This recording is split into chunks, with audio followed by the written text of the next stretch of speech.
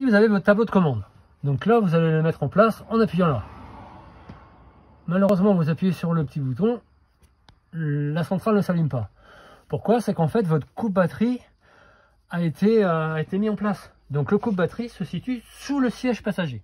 Se trouve là, donc pour faciliter votre utilisation, pensez à avancer votre siège. Vous prenez le coupe-batterie qui est là, vous l'insérez dans le système et vous tournez dans le sens aiguille de montre. La clé étant bloquée, le système est en place. Ce qui vous permettra d'avoir votre batterie opérationnelle et à ce moment-là, pouvoir allumer le tableau. Vous avez ici votre tableau de commande.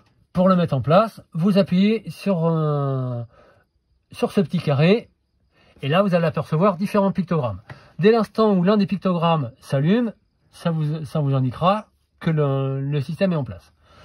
Vous appuyez à votre gauche. Là, vous retrouvez un petit thermomètre qui vous indique la température intérieure.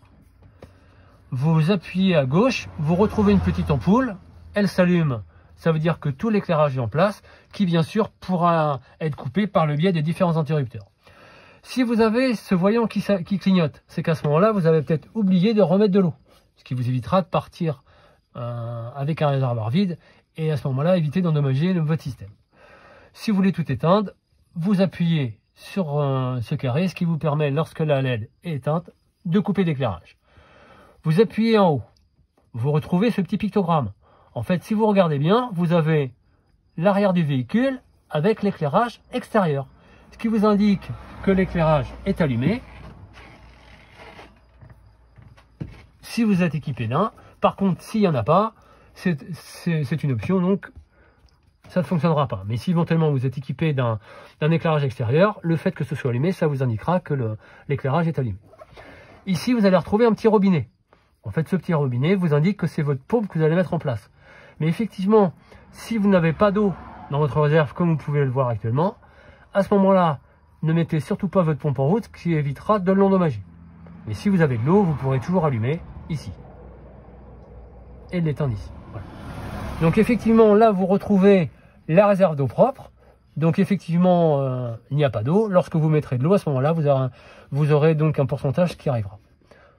Vous appuyez ici, donc vous avez vu dans un premier temps S1, ce qui concerne la réserve d'eau propre, R2, réserve d'eau usée. Là, vous avez votre réserve qui est vide. Vous descendez, vous retrouvez le petit pictogramme. Ce petit pictogramme vous indique l'état de charge de la batterie cellule. Vous rappuyez, vous avez le pourcentage de charge. Vous descendez, vous retrouvez la même chose pour la batterie moteur. Donc, le voltage de la batterie, également le pourcentage.